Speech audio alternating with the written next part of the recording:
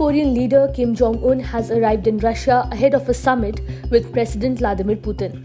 The summit, as indicated by the United States, is expected to center on Moscow's involvement in the conflict in Ukraine, particularly in terms of weapon supplies. The trip marks Kim's first visit abroad in more than 4 years and the first since the COVID-19 pandemic. Kim travelled from Pyongyang on his luxury armoured train, which caught the attention of the netizens. Kim spent 20 hours travelling 1,180 km on the slow-moving green and yellow train, in accordance with a long-standing tradition followed by North Korean leaders. When it comes to international trips, he is well known for his preference for train travel.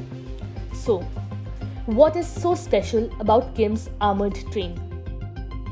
Kim's armour-plated train, green with yellow stripes, has about 20 carriages and a top speed of about 37 meters per hour because of its weight.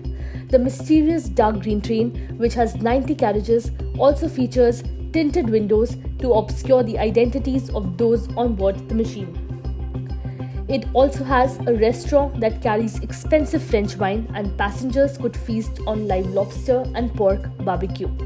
Apart from that, the train has conference rooms, audience chambers and bedrooms with satellite phones and flat-screen televisions installed for briefings.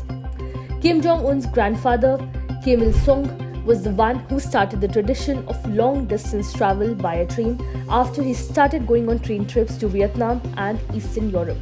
Notably, the leader's father and predecessor, Kim Jong-il, was famously scared of flying. He once took 10 days to get to Moscow in 2001 to hold a meeting with Mr. Putin. Security agents heavily guard these luxurious trains and scan the routes and stations ahead for bombs and other threats.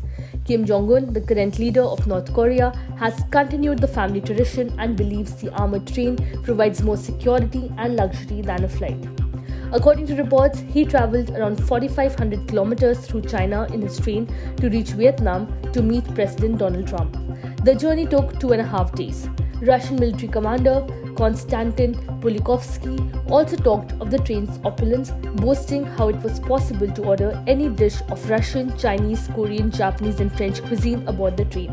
Even Mr. Putin's private train did not have the comfort of Kim Jong-il's train, Mr. Pulikovsky noted.